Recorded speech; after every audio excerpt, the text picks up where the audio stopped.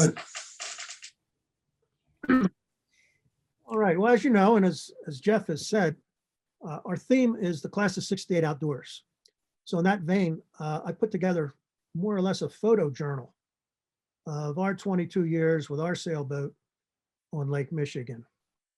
And I hope you enjoy it as much as I enjoyed putting it together because it brought back many fond memories.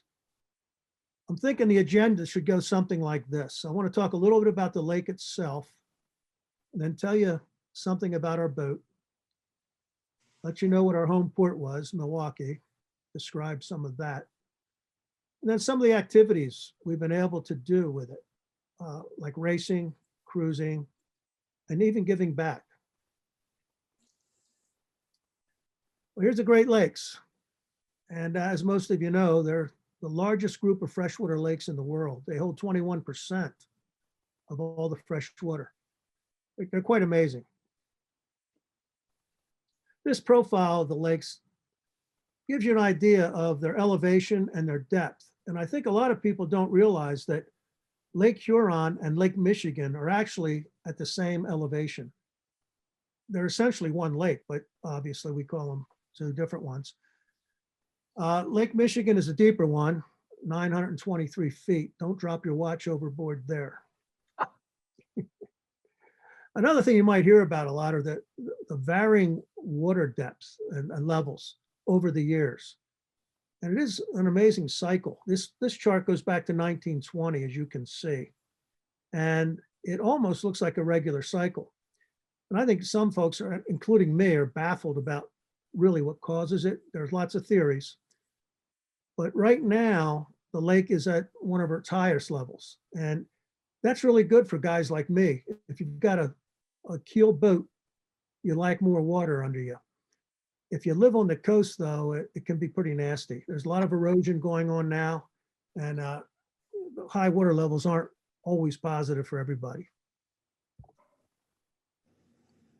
Another interesting fact to me was that Lake Michigan is the only Great Lake whose boundaries are completely within the United States.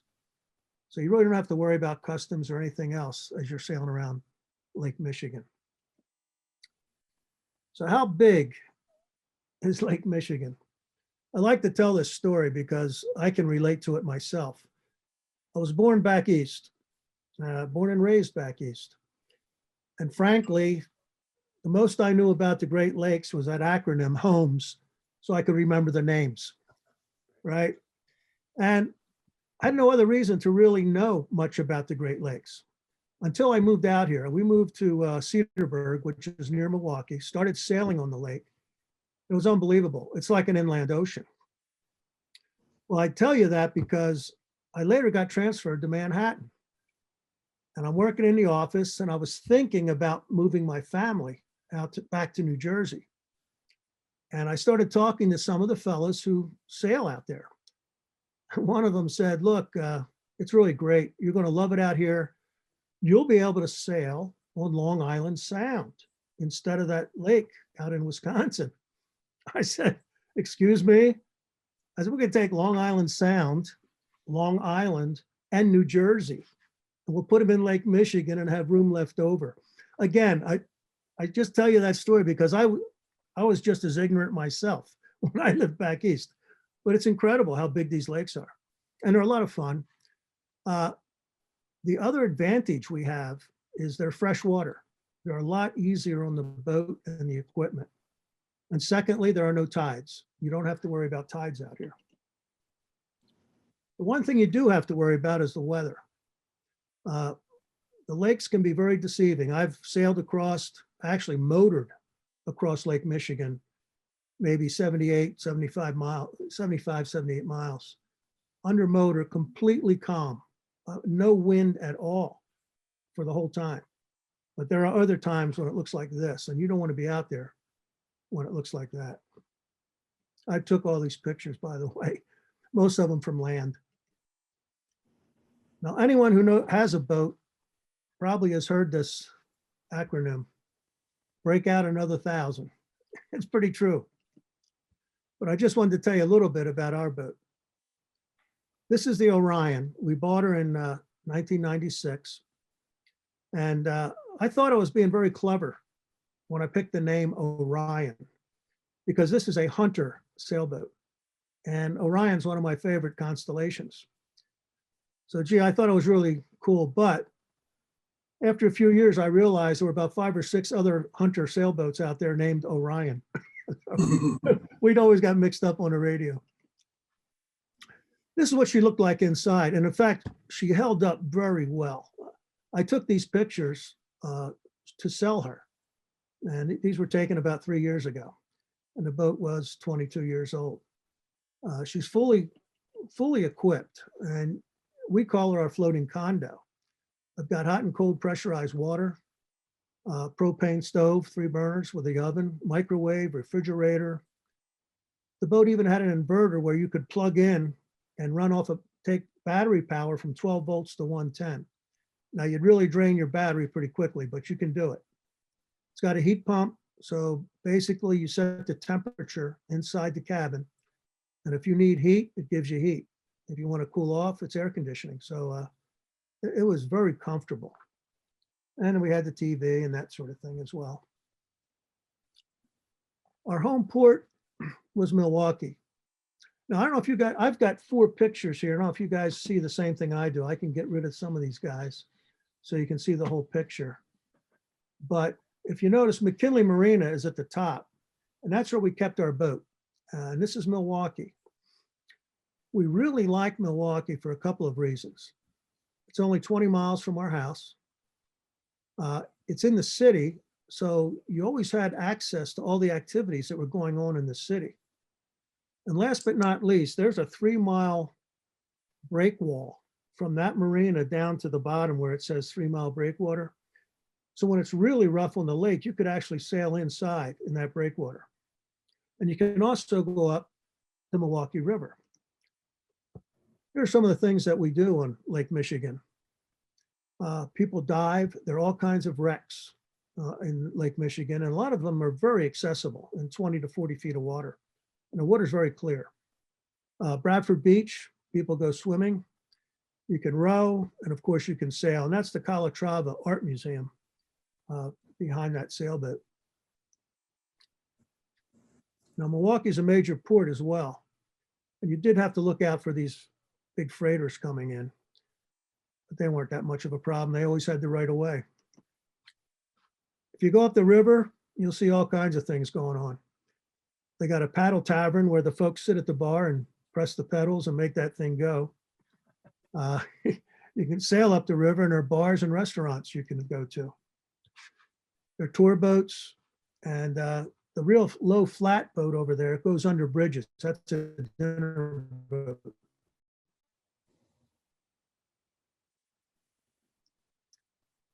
And Milwaukee has its own tall ship. This is the Dennis Sullivan. It's a replica of a 3-masted wooden gaff rig schooner. These are the kind of boats that carried freight across the lake in the old days. She's really neat. What's nice about this, she sails out of Milwaukee every night, taking people out. I think it's $50. They take you out for 2 or 3 hours. We can go out and sail around her and have a good time. The people in the boat are taking pictures of us, and we're taking pictures of them. We loved spending time with our family on the boat. This is my son and 5 of our granddaughters. And they would sit on the bow of the boat as it went up and down and dip their toes in the water. You can see Milwaukee in the back. So here we're out about 2 miles, having a good time. There are a few other pictures that friends took for me while we were out. In that bottom right picture, you'll see a catamaran catching up to us. It was a little rough that day, but the boat handled the water extremely well. We also went out every year for something called the Summer Sail Solstice. It's kind of an event that's been set up to encourage sailing. And in Milwaukee, folks set it up and we had a little poker run. And this particular year was a pirate theme. You can see the girls got dressed up as pirates. The other thing they'd like to do was go out, and again, this one's about 5 miles out. We'd go out and let them jump off the back of the boat. I'd lay lines out and they could swim and grab the line if they wanted to. Of course, initially they were a little afraid of going in and asked if there was any danger. Of course, I said no. But when I got home, I couldn't help myself. So I took one of my granddaughter's pictures that I had taken underwater and created this one. They still went in afterwards. Here's something else that was kind of fun. Tall ships come up into the Great Lakes and visit like they do in many ports around the country. On this particular summer, the Bounty came up, and this is the boat that was used in Marlon Brando's movie of Mutiny on the Bounty. It came up and was in Port Washington, which is about 20 miles north of us. Kathleen and I drove up, we toured the boat, and I asked the captain what his next port would be. He said, well, I'm sailing to Chicago tomorrow. So he was going to be sailing due south right past Milwaukee. And I asked my son if he wanted to go out and intercept HMS Bounty. Not only because And we did it. It was really spectacular. We really enjoyed this. So we sat along with her for quite a while.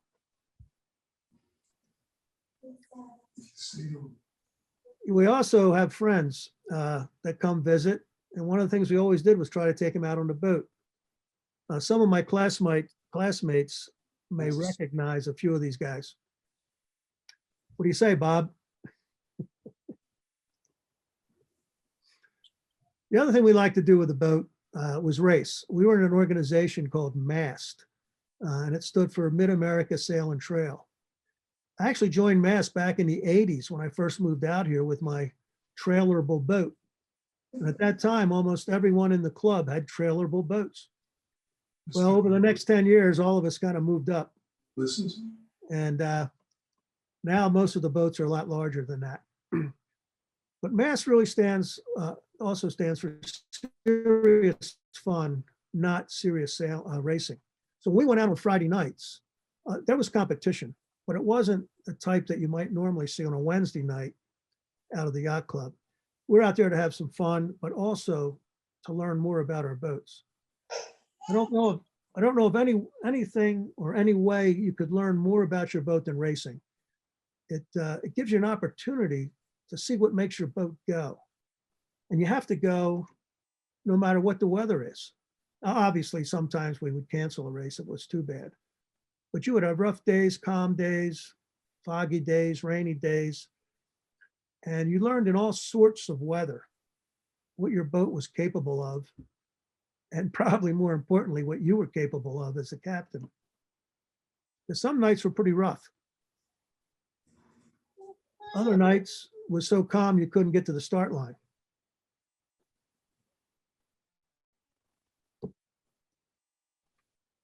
And unfortunately, once in a while, you might have an accident.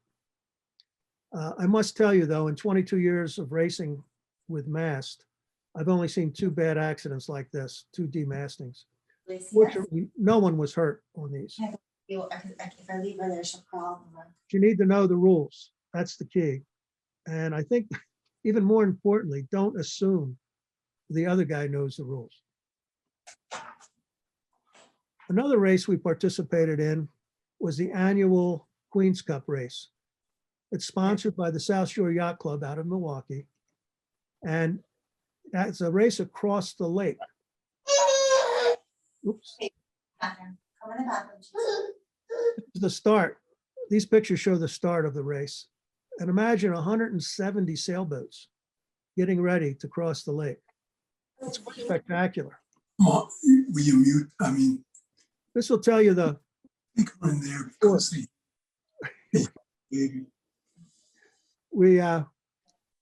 let me just do something here. I think I'll take Jeff. I think I'm gonna mute you if I can. Oh. Oh. Anyway, you race across, and we would end up in Muskegon or in Grand Haven. The race endpoint usually alternated when I raced. I think they've changed it now to where they raced at different ports. But once we got to Muskegon, the boats would raft up like this at the Muskegon Yacht Club, and they hosted us and did a very fine job, offering entertainment, food, and obviously a place to keep the boat. It's another shot from Muskegon, my son and I on the dock. That is the Queen's Cup. It's permanently stationed in the South Shore Yacht Club. You get your name on a plaque if you win. Unfortunately, Orion has not come in first. When it ends up in Grand Haven, this was the following year, we raft up on the river wall. That's the Grand River in Grand Haven. Grand Haven's laid out a little differently than Muskegon. It's not a lake. You have to sail up into that river and tie up on the wall. Cruising. For me, cruising is the time that you go out for a longer period of time. We would usually go out for a week to 2 weeks. And these are some of the ports that we visited in the course of our 22 years. I've counted 11 ports on the Wisconsin side of the lake and 15 on the other side. What I'd like to do is take you through some of them. And please bear with me because I haven't really done justice to each port the way we could. It would just take all night to do it. These are Captain Ken's rules for cruising. And I'm not going to go through each one of them with you, but it's kind of my theory on what you have to do to have a successful cruise. And you can go down those yourself. But when you get to the Black Fly section, number 8, what's interesting to me, and I didn't know this until I went across my first time, you'll get out in the middle of Lake Michigan and your boat will literally be covered with black flies and they bite. And not very comfortable. So it wasn't long after that that I actually went out and had a totally enclosed cockpit created for myself. I'm sitting in it there on this picture. You can see I've got the bimini over top, but those are plastic windows with screens behind them. And you can go across very comfortably with the flies outside instead of inside. I'd recommend that for anybody who's going to do a lot of cruising. And it's great for weather too. This is the Orion, just fitted out for cruising, what I would consider fitting out for cruising. It's got the completely enclosed cockpit, as I mentioned before. Notice the walkout transom. You can get out to your dinghy or go swimming off of that transom. I'm plugged in here. You can see that. For me to use my heat pump and have air conditioning or heat, I have to be plugged in at the dock. So when I'm out on anchor, I don't have access to that luxury, if you will. I always carried 5 gallons of diesel in case I ran out. That was very unlikely. The Orion had a 3-cylinder Yanmar diesel and a 35-gallon internal tank. I calculated that I could cross the lake 4 times round trip on 35 gallons of diesel. So we were in pretty good shape. The other thing about cruising is that my wife, Kathleen, doesn't like to cruise out of the sight of land. So her and I did an awful lot of cruising up and down the Wisconsin coast, but she never wanted to go across. That if I wanted to do that, I had to find other crew. My sons were willing at the time, young and strong. They would usually bring friends with them. I found family members, former Army buddies, and every year we had a slightly different crew for the long cruise. And it was always a lot of fun. I recommend keeping a logbook. This is an example. My first trip across the lake was in 1997. And what's fun now, it was useful then, but I find that I'm having more fun with these logbooks today as I review what we did and what the fun was that we had. Here's an example. I had a young crewmate, had never been sailing before, and he created this poem. In fact, he's a musician. He wrote this song, really. I guess it goes to Camp Grenada, whatever. And it takes you through the entire roller coaster of emotions of someone who hasn't actually been out on a cruise. It kind of goes through like this. Hello, children. Hello, wifey. Oh, I wish I had a better lifey. Now I'm crying. Now I'm bawling. Still, there's no way off Orion. Rain is falling. Lake is rocking. Even though dry, we take a socking. Ken is smiling. We're all crying. Oh, we can't get off Orion. Wait a minute. Sun is shining. Wind is freshening. Sails are flying. What a fine day. We're all glowing. Day of sailing. Now it's over. At the dock, we're all in clover. Lies are telling, beer is flowing. What a great life lakeside on Orion. So he just, I got a kick out of that because I forgot he had written this and I came across it the other day. Okay, so when I do a cruise, I usually try to put together a plan. That's what you see on the right. And I'll lay it out on the chart to show folks where we're going. What I'll do is take you through this cruise. This is the lower half of the lake. And I've never sailed south of Saugatuck on the Michigan side or south of Racine on our side. Racine's a little lower than Milwaukee. First stop was Port Washington, just about 23 miles north of Milwaukee. I found it very helpful to take my first day and do a short, relatively short cruise. It took us maybe 4 hours at the most to get from Milwaukee to Port Washington. And if you had new crew or folks who had never sailed before, it was a good way for them to get a feel for the boat, what it's like to be out there, what it's like to get seasick if they're going to get seasick, but they would get their sea legs. And it was much better than trying to cross the lake all in one time on the first day. The other thing I'd recommend if you're going to do any of this cruising is get yourself a good chart book. These things are invaluable. This gives you a look at the harbor from an aerial view. Almost anybody can understand this. You don't have to be a navigator and read charts. The other thing it has is phone numbers, radio channels that they monitor and that sort of thing. And of course, tells you all the amenities. Do they give you gas? Do they have a pump out for your boat? So you're sailing up to Port Washington. The panorama at the top is what it looks like from the lake as you're coming in. Down here on the bottom, you'll see the entry, the green side. Keep the green to the left, red right returning as you go through these openings. It's a transient dock in Port Washington. Very nice, great marina. 1 block away from the main street of town where all the restaurants and bars are. It was just very convenient, very nice facilities. My dock neighbor in Milwaukee was an avid fisherman. And anytime I went out on a cruise, he would offer me salmon, fresh salmon out of the lake.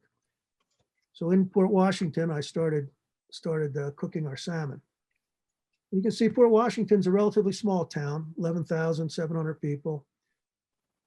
$1.57 a foot for your boat is pretty typical of most of the ports on the lake.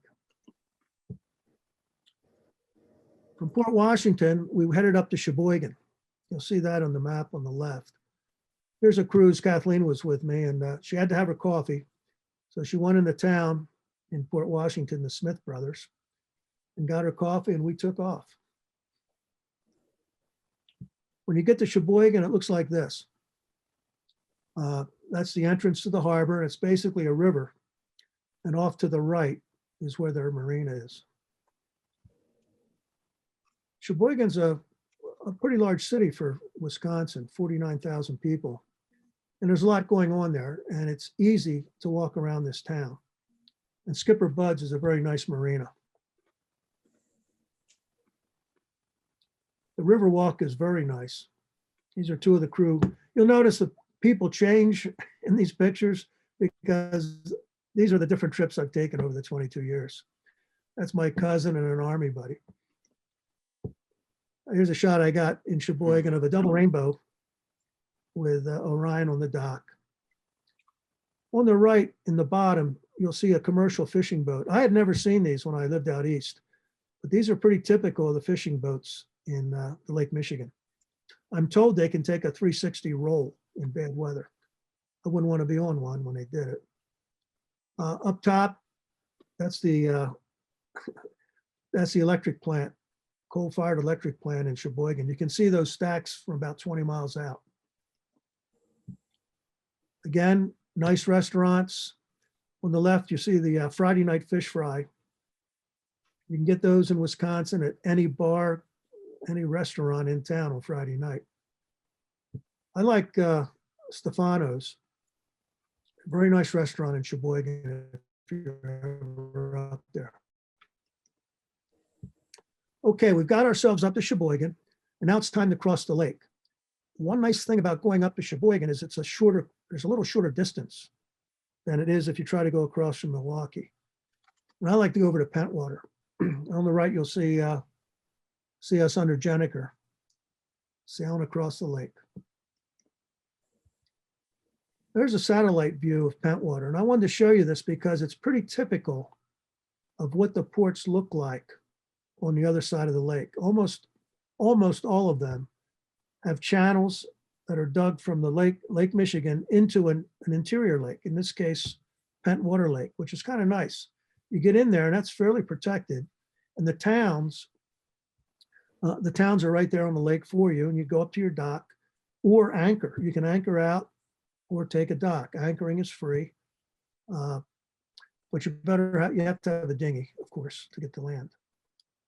If you're going to Pentwater, this is what it looks like. I think you can see the red mark on the right and the green striped column on the left. Those mark the entrance to the channel that takes you into the lake. There's another way of looking at it. I'm sailing in. You'll see that the green striped marker in the back. The channel, that's what it looks like going out to the lake. We have a gas dock in Pentwater and the Pentwater Yacht Club. If you do belong to a yacht club, they have reciprocity throughout the Great Lakes, which is kind of nice. Here's our dock in Pentwater. Down at the bottom on the left, you'll see that I had a very large neighbor next to me one time. This was amazing. And they were really nice people. And of course, you can anchor out. That's Orion on anchor. I recommend putting 2 anchors out just so you don't drag. At least you won't drag too far. There's Pentwater. Pentwater, again, here's another typical thing about these small towns. Your dock will be right 1 block away from the main street. And most of them have a main street. There's not much more than the main street. But that's where all the restaurants are, the stores, arts and crafts, that kind of thing. We usually did breakfast on the boat. That's what's shown on the lower left. And then we had a little fun with the Pentwater police station. And that was a very small police station. I think they had 2 policemen. I don't know. Now from Pentwater, we're going to go south, and we'll head down to a place called Whitehall. But on the way, you go past Little Sauble Point. Here's a really nice looking lighthouse. There's a little more information about Little Sauble Point. And you'll see there's a real French connection in the Great Lakes area just because of the French trappers and the French that were here early on. But one other note, I took these pictures from the land side. Kathleen and I did a trip around the lake by car. And I'd recommend that to anybody. It's very convenient. It's a great scenic highway, it goes all the way around. And you can visit places like this. I walked to the top of that lighthouse as well. It's open for visitors.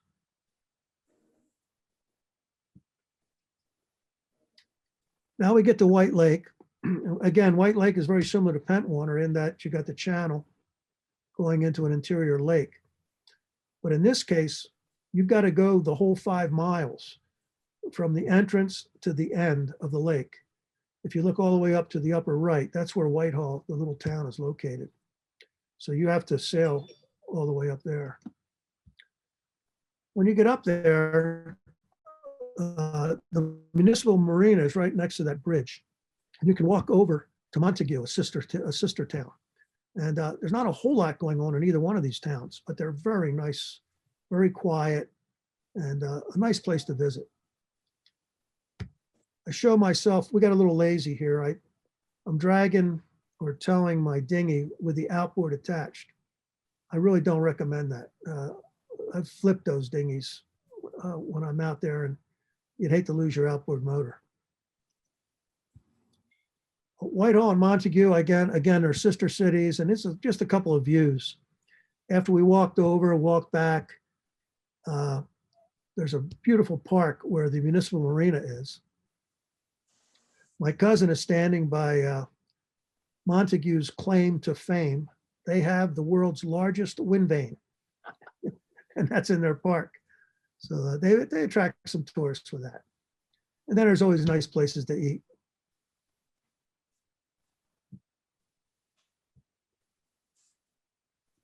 Coming out of Whitehall, we go to Muskegon. And again, you'll remember Muskegon is one of the endpoints for the Queen's Cup. We come in, go around, and the Muskegon Yacht Club is where we were rafted up in some of those earlier pictures.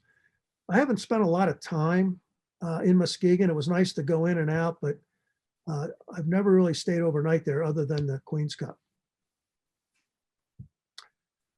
Took this picture from the high-speed ferry out of Milwaukee.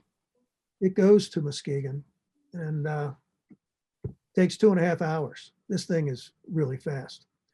So you can come with me and go 12 hours or so, or get over there real quick with your car in about 2.5 hours.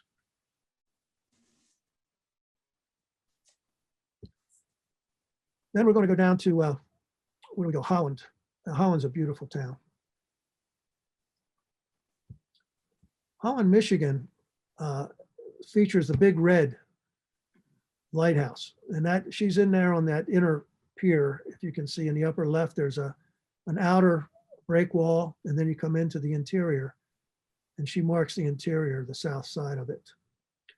When you get into the lake, you have to go up pretty far to get to a marina, and then you have to go up even further to get to the city. We were able to hop some rides from the marina folks. They actually drove us into the city. But I'll tell you, from the marina down to the beach is a very nice bike path, well maintained, and it's just a really nice place to visit. Well, I wanted to give you an idea of what it's like on a busy weekend going into one of these channels. This happens to be Holland. Very active. There's a lot going on. You see people on the piers. Actually, kids will be diving off and swimming. You had to watch out for them. The boats, it'll be almost like a traffic jam going in and out of the harbor. Everyone's well behaved, and we had no problem.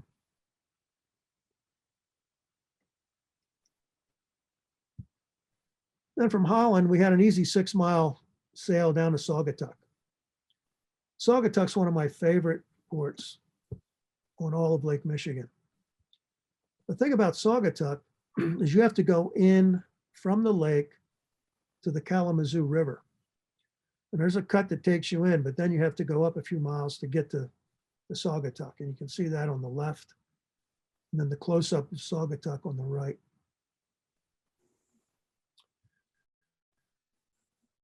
That's the channel. Upper left is the channel that goes out to the lake. And when you go up the river, it's just really kind of neat, very pleasant. It's wide and deep, and it's a real nice ride. On the right side there is not as developed as the left side, so it makes it nice. They have a tour boat. It's a paddle wheel boat. And the first time I went to Saugatuck, I got in behind that boat, and I thought it was in a Huckleberry Finn Tom Sawyer book. It was just really a lot of fun going up that river. On the right, in the top, you'll see there was something called the Taste of Saugatuck Festival. And we just hit it by accident. It was a lot of fun. There's always something going on in these small towns. Oh, the chain ferry, there's a chain that lays across the bottom of that Kalamazoo River there. The ferry picks the chain up, runs it over a wheel to pull itself across. So that's how you can get back and forth. Had a little fun here with my tripod. You'll see there are 3 crew members. We just kind of duplicated ourselves. For the southern route, this was the longest leg. To go back from Saugatuck to Milwaukee about 76 nautical miles.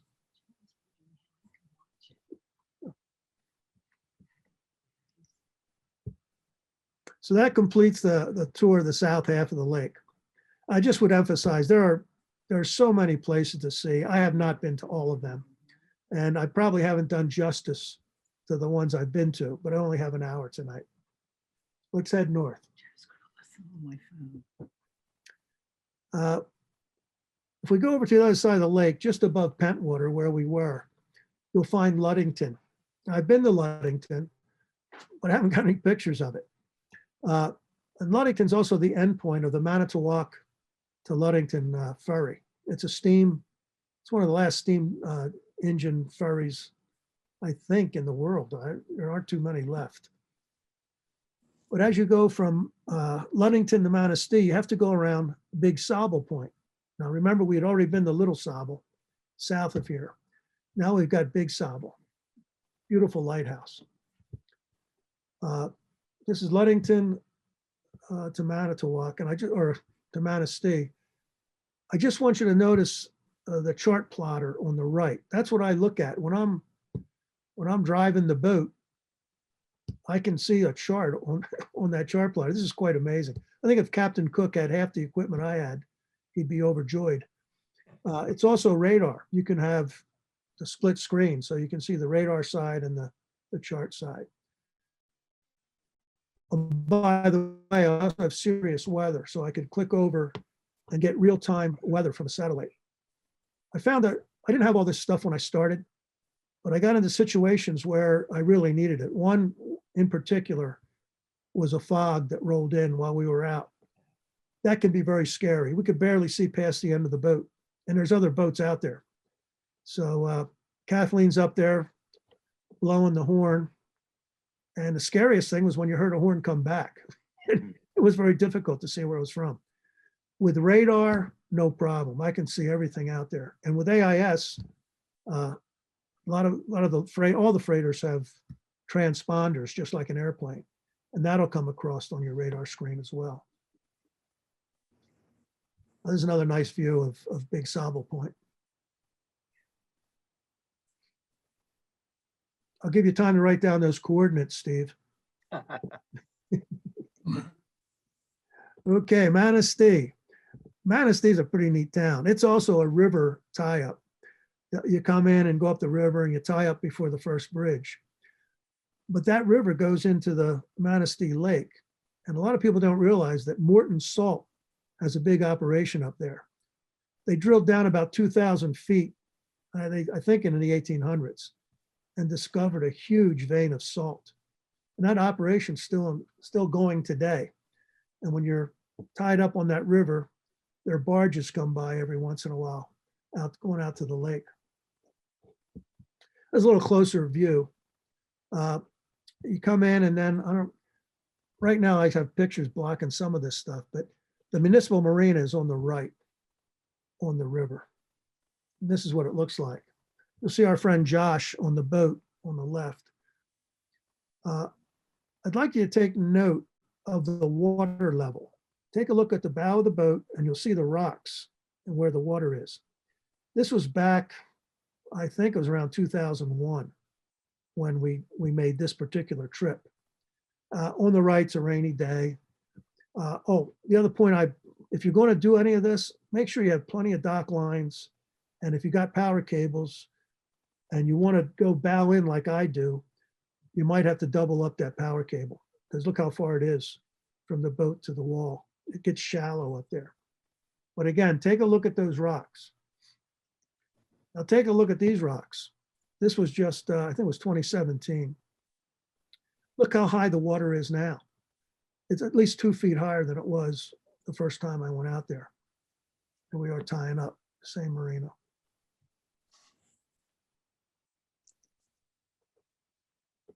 Every one of these towns has something unique about it. They all have a story. Their history is really interesting. And Manistee is a real good example. On Main Street, a block away from the harbor, they have this Manistee County Historical Museum. And it's pretty incredible. You can almost all the exhibits are touchable. You You can pick things up, look at them. I've never seen a place like this. I just think we're in my hometown in New Jersey, the stuff would have been destroyed by now, but people seem to have a lot of respect for it. The phonograph on the right was really cool. It has a wooden needle, and the docent came over and he asked us not, that's one, he said, look, I wouldn't want you to try to use it. Let me show you how it works.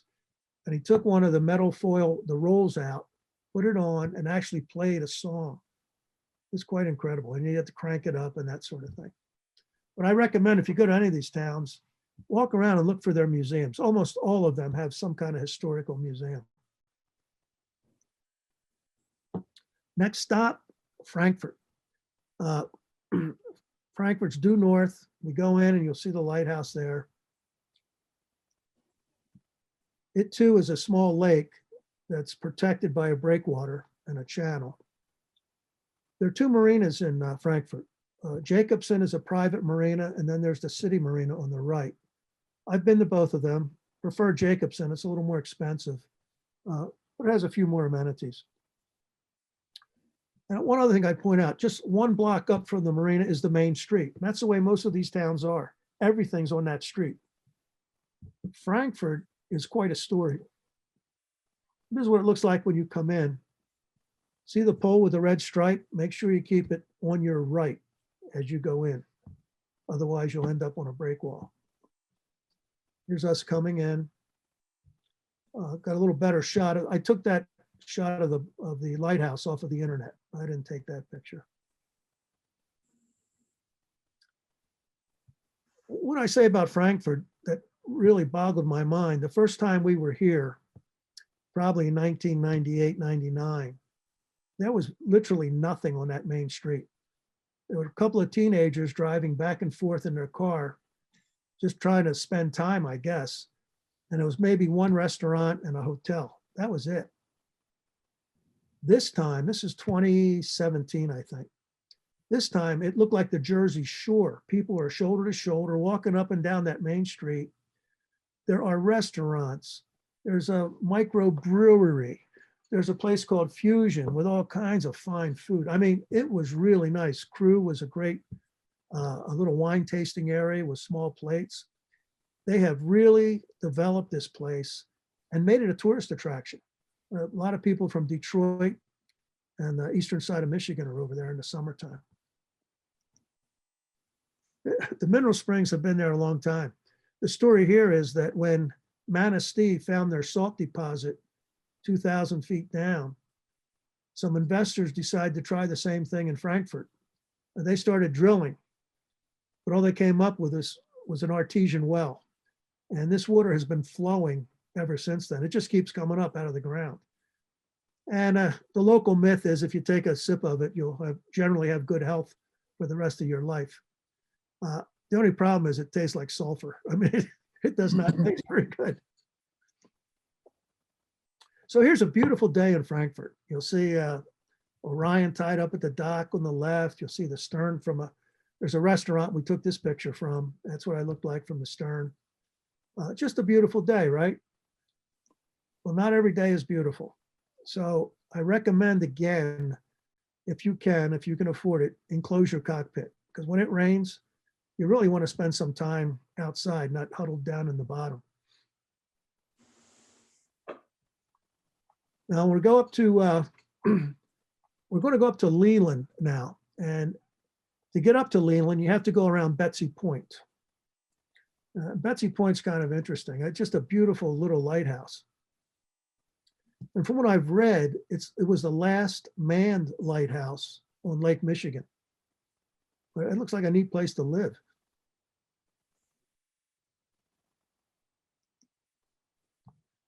If you continue up, you're going to come to the Sleeping Bear Dunes National Shoreside. It's really incredible. This was from an earlier trip.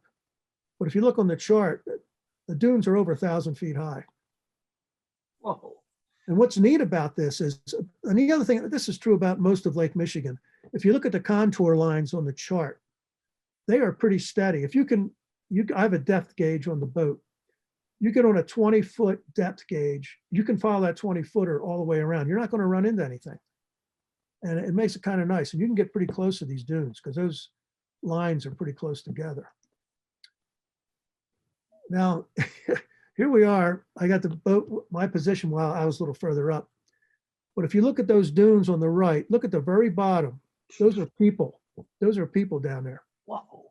And you can actually go down the dunes. I've been on the land side when we took our land cruise, and people were walking down there, basically sliding down there. The problem I saw with that is you had to walk back up, but it can be done. It's basically a national park. When you get to Leland, Leland's a man-made harbor. Corps of Engineers came out there and just put a breakwall out from land and created this harbor. And in fact, we've been back since this picture was taken. And Leland, like many of the other ports, has upgraded their docks, also their facilities, the bathrooms and the showers. They're very nice. They were nice then, but they're nice, even nicer now. Leland's was actually a fishing village, and in fact, it's an active commercial fishing center still. You can go into Carlson's, the little fish market there. Right behind Carlson's is a dock, and the commercial fishermen come up, drop off their catch, and when you go in the front, you can watch people in the back cleaning the fish. So this stuff is all fresh, and then they smoke their own as well. Something I was introduced to in Leland called a chub. Chub's a fish that they smoke, and it's very tasty. But one of the restaurants created a Bloody Mary. They call it the Chubby Mary. That's a smoked fish on the left. I don't know if it's not very appetizing to some people, but it was really good, really good. Oh, the other thing about Wisconsin and Michigan, if you order a Bloody Mary, you will almost always get a beer chaser. In this case, they gave us a 7-ounce bottle, but normally it's maybe a little 7-ounce glass of beer that comes with your Bloody.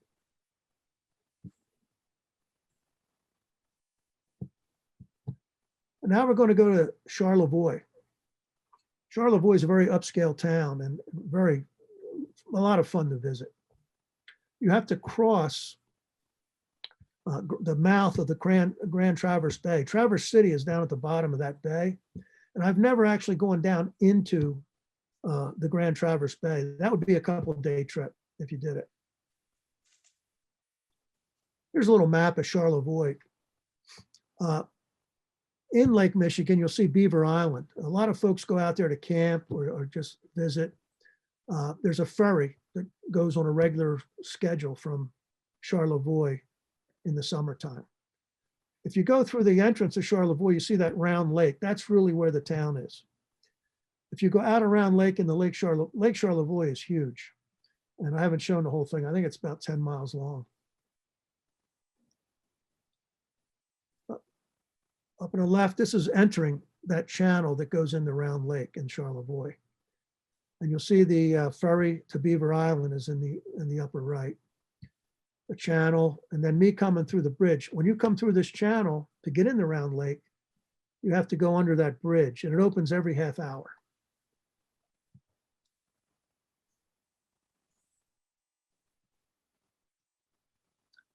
Well, what happened one year, I had the young folks with me. We got into Round Lake.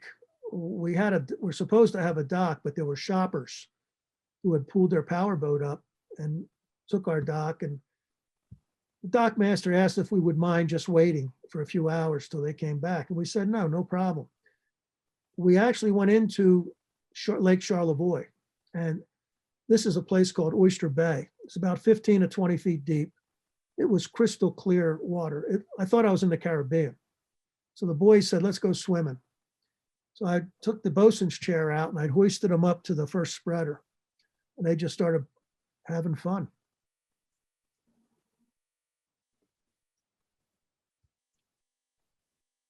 Now, I think this is one of the nicest cruising areas of all on Lake Michigan. This is way up north. And it's just before you go into Lake Huron. Up there at the top right, you'll see Mack Island. And the Mackinac Bridge is Route 75. From Charlevoix, we went over to Petoskey, and there really are Petoskey rocks. And these are ones you can go down on the beach there and pick them up. They're all over the place. Pretty neat. But looking out there, that's Little Traverse Bay, and the harbor is off to your left. And this is a picture of the harbor, and very, very well maintained, a nice little park. It's just a beautiful town. If you ever get up there, I'd recommend it. A lot of good places to eat. Remember these names: the Noggin Room, Stafford's. The reason I say that is Hemingway spent a lot of time up there. It was just recently, I don't know if you all saw the documentary on Hemingway, but he spent a lot of his childhood summers in Petoskey, and later in life hung out there. They claim that he wrote his Nick Adams short stories while sitting at the bar at the City Park Grill. So Kathleen and I went in there and had a drink at the City Park Grill. Pretty nice. If you take a look at the lay of the land here, you got Little Traverse Bay, Petoskey's here on the south. And all you have to do is head across a couple miles to Harbor Springs. One of my roommates has a nice house, a nice summer cottage in Harbor Springs. There's the park in Harbor Springs, the boathouse. Again, it's a lovely little town, and you would really enjoy it. Now from Harbor Springs, we head out to Beaver Island. Not a whole lot going on in Beaver Island, but it's a nice way to get yourself in position to head over to Mack Island. And like I say, we basically anchored out here and took the dinghy around and just did a little exploring. But again, there's not a whole lot on Beaver Island. From Beaver Island, you head over to Gray's Reef and under the bridge to Mack Island. I'd never been up there before. And when I got out to the middle of the lake and I looked up and saw this lighthouse, I couldn't believe it. I mean, just sticking up in the middle of the lake, and you're wondering, what is that there for? Well, I had my charts and I realized there's a channel there. And if the large boats don't follow that channel, they're going to run aground. On either side of the red line I showed the water's about 12 feet deep. So for me, it was not that big a problem. I need 5.5 feet of water to float. But for the big boats, they have to stay in that channel. It was pretty impressive to see that thing. And then, of course, going under the Mack Bridge was a thrill. It's quite a work of art. We call infrastructure, right, Steve? That's real. Exactly. And as you're heading into Mack Island, you'll see the Grand Hotel. And if you've ever seen Oh, yeah. a couple of movies, Christopher Reeve was in one, Somewhere in Time. That was actually filmed in the Grand Hotel.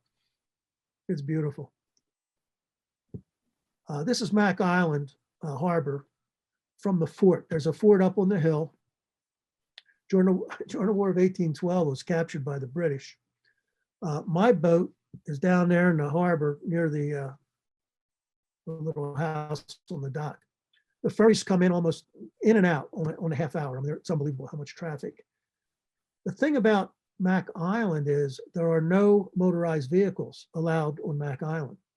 Everything is horse-drawn, bicycle, or walk. It is really neat. If you arrive on a ferry and you're staying at the Grand Hotel, a horse-drawn carriage will come down there and pick up you and your luggage and take you up to the Grand Hotel. We took the one down at the bottom left. We took out to a place called the Woods Restaurant. It's in the middle of the island. It's a nice restaurant, but getting there and back is half the fun. It's just really neat. And of course, that's the Mack Bridge from a distance. From Mack Island, we'll head over to Washington Island. Now we're going back into Wisconsin. We're going back across the lake. And Washington Island is at the tip of what we call Door County in Wisconsin. And that line that I'm showing you goes between the islands. That's called Des Door. There's a lot of wrecks there. In the old days, that was a very difficult channel, particularly because of the wind and weather. A lot of boats went down in that channel. We had no problem, but back then it was rough. Is that what Death's Door Gin is named after? Yeah, I think so. I think so. This is Cap's Marina on Washington Island. We arrived just before this storm came in, and it was nasty. And another sailboat was right behind us, and they made it just as it started to rain. We helped tie them up. But it was a huge lightning and thunderstorm. From Washington Island, we sailed down. Now this is Door County. If you look at that map on the left, that finger of land going up with Green Bay on the left and Lake Michigan on the right, we call that is Door County. And there's a lot of nice little towns there. You can go into most of them. When I was sailing, some of the other harbors weren't as deep. Now, I think with the lake being up the way it is now, you can probably get into any of them. But we went into Fish Creek, and on the right, you'll see what it looks like as you're trying to come in to Fish Creek. They have a very nice marina there called the Alibi Marina. We stayed there. This is us tied up. All the way on the left is the Orion. There are a few islands in Green Bay, but it's this is a beautiful area to sail to. This little collage I tried to put together to show you Fish Creek. Main Street down the bottom. Kathleen's holding up our little Nomi that we keep for good luck on the boat. Now we still have her, I think. I don't think we gave her to the new owners. And then you'll see some of these old Chris Craft are really, really nice boats up there. And I have to mention the bottom right picture is a fish boil. I'm not a big fan of boiled fish. But what they'll do is they get these fires going. The screen is holding potatoes and carrots and chopped fish. And towards the end, they'll throw fuel oil in that fire. The flames will go up about 10 feet. The pot boils over, and then they take the screen out and serve the fish and vegetables. So, and that's a real big thing up there in Door County. All the restaurants do it. 5 o'clock, you can see it every day. From Fish Creek, we came down to Sturgeon Bay. This is a way to cut across from Green Bay into the lake. So we did this, and you'll see Sherwood Point on the map, and then on the right, you'll see the little lighthouse that's there. Just a beautiful little lighthouse up on the cliff. Sturgeon Bay, I just couldn't do enough. I would take all night telling you about Sturgeon Bay. Great marina right there by the bridge is where we normally stay. That's the Michigan Street Bridge. They were going to tear it down, but decided to leave it because it's just beautiful to see. And it opens up in the middle. You'll see 3 bridges here. If you want to go from Green Bay to Lake Michigan, you've got to go under those 3 bridges. And funny story, Kathleen and I got hung up in Algoma. We'll get to Algoma. We were going to actually go into Green Bay one time, and we just hadn't checked around and found out that the big bridge was being worked on. Nobody could go. If you had a 65-foot mast, which I have, you couldn't get under it. So we had to turn around and come home. Oh, the Door County Maritime Museum is outstanding. If you want to see a really good maritime museum, I'd recommend the one in Sturgeon Bay. So now we'll come out. We're going to go out of Sturgeon Bay, and they've got a little thing called the Ship Canal. And as you come out to the end of the Ship Canal, you see this lighthouse. And if you're on the lakeside already looking back, that's what it looks like. So we're going to come out of Sturgeon Bay and go to a little town called Algoma. And Algoma is another nice little town to visit. This sign talks about the Christmas tree ship that sank out there. Apparently, we used to bring a lot of Christmas trees over from Michigan. and bring them down to the different cities. And a few were lost in storms. Here's Algoma. You come in and you go up the river, or when I went, I could not get into that marina. It was just, the water was too shallow. So they put me on the river, the Anape River. I just tied up on that dock and walked in. We walked into town. That's what it looks like if you're looking out the river, and you'll see my boat. It's the first sailboat down there, not the catamaran, the next one. And on the right shows what it looks like tied up. The one thing about Algoma, it is a fishing center. We were there in fishing season. I'm telling you, 4 o'clock in the morning, guys were lined up to drop their boats in with the trailers. And it was very, very, very busy. They have a nice little winery there, the Von Steel Winery. If you walk into town, there's a hotel where you can get a good steak dinner. They even have a micro brewery there now. This is my buddy bringing the boat out from Algoma. The thing about the winery, apparently it was started by a doctor back in the 1800s. And he must have been pretty good with cast, because these wine bottles are covered in a cast material, a plaster cast. That's his claim to fame. Next stop is Kewanee, another small town. And really I don't want to say there's nothing going on in Kewanee, but there's not a whole lot going on in Kewanee. I think there's about 2 places to eat. But it's a nice little town. You got 2 marinas. If you come in through that channel and go all the way in, you'll see next to the bridge is the municipal marina. If you make a right and go all the way back, there's a private marina. So you can go to either one. They're both nice. This is the entrance to Kewanee, the channel. Kind of a lighthouse on the right, and then a light pole on the left. This is the entrance. This is where we're tied up. And you'll see that spit of land. Some very nice houses were built down there. And this area is pretty nice in Kewanee. Okay, we're going to go from Kewanee down to Manitowoc, and we have to pass a place called Rowley's Point. And that's the light at Rowley Point. Another really nice thing about doing Lake Michigan, there are all kinds of lighthouses. The scenery's beautiful. And like I say, the towns cater to boaters. So you'll have a good time. This is Manitowoc.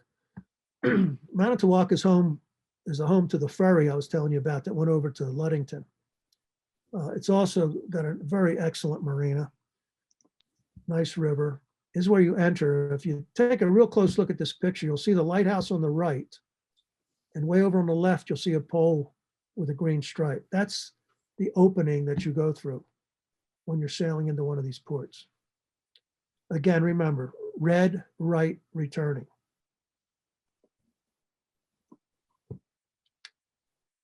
Really is a maritime capital. They do a lot of shipbuilding in Manitowoc. And during World War II, their claim to fame was they built a whole lot of submarines. And I'll show you a couple things about that. So right next. I wanted to show how walkable this town is. Budweiser has a malting plant there. So there's a lot of industry, or a lot of jobs, I would think. And nice parks, neat architecture too. Here's the Maritime Museum in Manitowoc. And this one's really good too. And here's a submarine that you can actually tour. You can go down inside, they have fellas that take you through. And it'll make you wonder how anybody could survive in those things for more than a couple of days. There's not a whole lot of room down there. You got to give those guys credit. But that's the cobia that was built in Manitowoc. I'm going to wrap up with giving back. One of the things we like to do with the boat is share it and maybe do some useful things with it. We had a friend who had started a foundation, Make-A-Wish Foundation. She had lost her daughter. So they had these silent auctions and fundraisers and that sort of thing. And I thought of an idea. I said, what if I would offer a half a day wine and cheese cruise, and you could have people bid on that, and I would do it for them, and you could get the money. It turned out to be very popular. After the first one, word got around. And by the third year, we were asked to do two instead of just one. They were making $500 on a bid on these things. And I'll be honest with you, Kathleen and I had more fun than anybody else. It was really neat. The other thing I did was I told our youth pastor at church that if he needed an activity for the kids, I'd take him out on the boat. So these are a couple of years where we went out, take them swimming, teach them how to sail, that sort of thing. It was a lot of fun. I think, I'm running over on my time. And then finally, Louis' last regatta. This was actually started by a group of sailors in 1999. And it was a way to raise money for the Wisconsin Children's Museums. We all pay a fee to get in. We would collect money from folks to sponsor us and that sort of thing. And people would dress. It was just a fun regatta. And you can see everybody goes out and has a good time. Oh, it's Children's Hospital? Okay. We sold Orion, 2 years ago. Our friends bought her. I thought I was going to have a free ride for a long time, but they decided to move to Florida. So I helped him take the boat over to Port Washington. We got her loaded up, and Orion now sits in Florida. Which town? You know, it's just south of Saratoga. Not Saratoga, Sarasota, excuse me. Oh, okay. And that's it for me. Thank you very much, Ken. This is absolutely fascinating. And we have a number of questions, so I'll go quickly.